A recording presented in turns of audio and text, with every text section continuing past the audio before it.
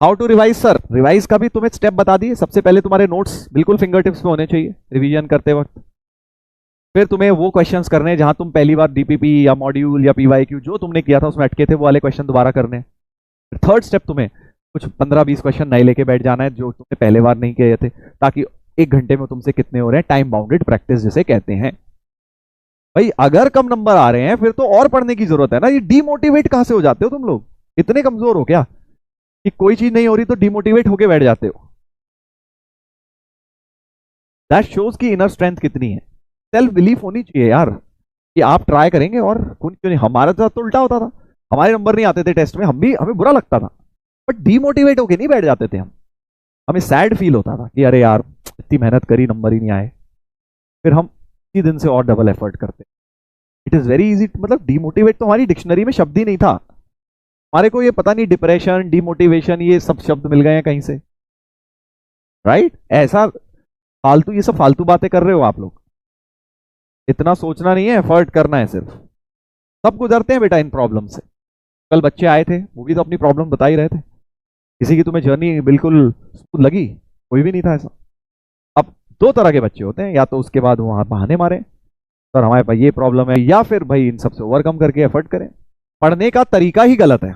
अगर पढ़ने का तरीका ही सही नहीं होगा तो आउटपुट तो गलत आएगा ही ना। आउटपुट पे जा रहे हो, तुम्हारा तरीका गलत है। मैं बोल रहा हूं तरीका तो सुधारो। पहली बात का जवाब आपको यह देना है कि आपको नोट्स में लिखी हुई एक एक चीज याद है। अपने आप से बिल्कुल अपने दिल पे हाथ रख के बात पूछो, क्या नोट्स में एक एक बताई गई चीज याद है तुम्हें हर चैप्टर की?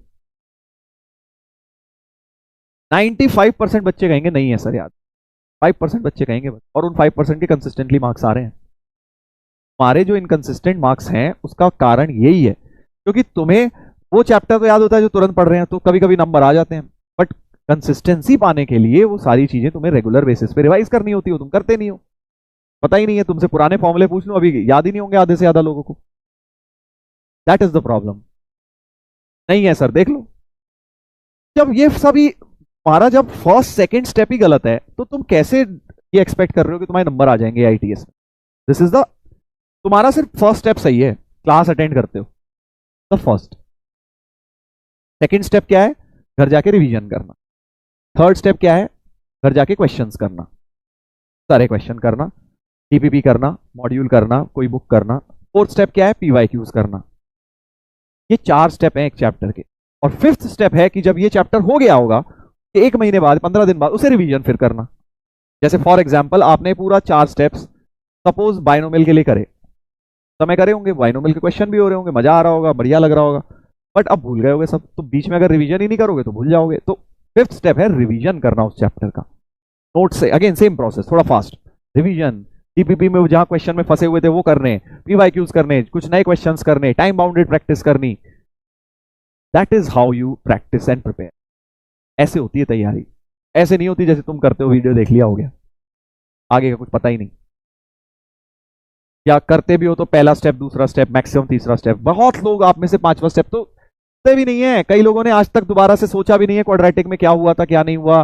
सीक्वेंस सीरीज में जब हुआ तब कर लिया, उसके बाद से तो हमने खोल के तक नहीं देखा है सर, हमारे पास टाइम ही नहीं है।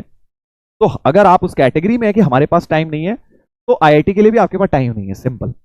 आईआईटी उन लोगों को वैल्यू करेगा जो कर लेंगे, जिनके पास बहाने होंगे वो रिजेक्ट हो जाएंगे अपने आप।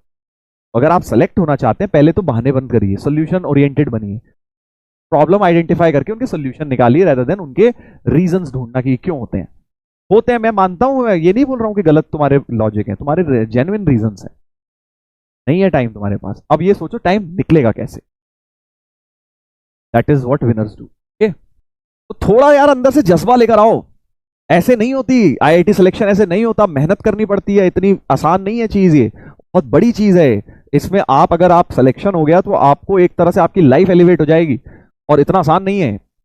मेहनत करनी पड़ेगी, मेहनत लगेगी, दिन रात की एक करना पड़ेगा।